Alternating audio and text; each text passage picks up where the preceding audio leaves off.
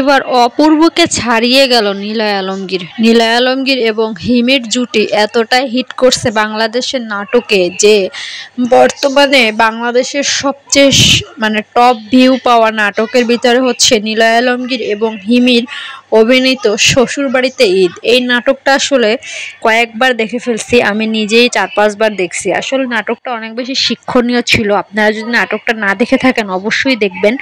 নাটকটার ভিতরে রোজা নিয়ে এবং মানে মানুষকে দান খয়রাত করা, মানুষের উপকার করা, এগুলো নিয়ে অনেক কিছু শিক্ষণীয় আছে। বিশেষ করে রোজার বিষয়টা এমন সুন্দরভাবে শিক্ষা দেওয়া হয়েছে যে নাটকটা দেখলে মানে অনেক অনেক কিছু শিখতে পারবেন। তো এটা হচ্ছে এখন বর্তমান বাংলাদেশের টপ নাটক, যেটা হচ্ছে নিলয় আলমগীর এবং হিমির অভিনীত অপূর্বর রেকর্ড, বড় ছেলে নাটকের রেকর্ড ভেঙে দিয়ে এখন বাংলাদেশের টপ নাটক, বাংলাদেশের বর্তমানে টপ জুটিদের মধ্যে এখন নিলয় আলমগীর এবং হিমি। তাদের ভক্তদের মধ্যে তো নানান আনন্দ চলতেছে।